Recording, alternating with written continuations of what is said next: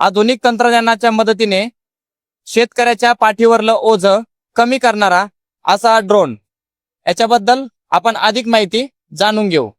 नमस्कार सर. हो नमस्कार. हा आपला ऍग्रिकल्चर ड्रोन आहे. ड्रोन फार्मिंग करता आपण याला युज करतो. हा सर्व प्रकारच्या पिकांवर काम करतो. याचे बघा ही टँक आहे, 12 लिटरची टँक आहे. ही जीपीएस सेन्सर पण येतात, याला रिमोट पण असते. याच्यामध्ये बॅटरी सेट पण युज होतात. हा चार्जिंग वर काम करतो. याच्यात एकदाच 2 बॅटरी सेट लागतात. त्याच्यामध्ये तुम्ही 2.5 ते 3 एकर क्षेत्र कव्हर करू शकता. 12 लिटरच्या टँक मध्ये तुम्ही अर्धा एकर पण करू शकता, 1 एकर पण करू शकता. ते तुमच्या इच्छेनुसार तुम्हाला असल्याची क्वांटिटी किती ठेवायची. बरोबर. आणि याच्यामध्ये बघा आपण फळबाग पण युज करू शकतो.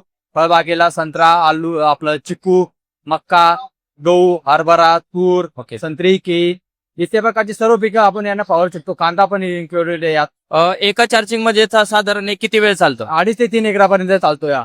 बरोबर. हो. आणि याच्यामध्ये आम्हाला कॉन्टॅक्ट टँक आहे याची टँक किती? 12 लिटर. 12 लिटरची टँक आहे.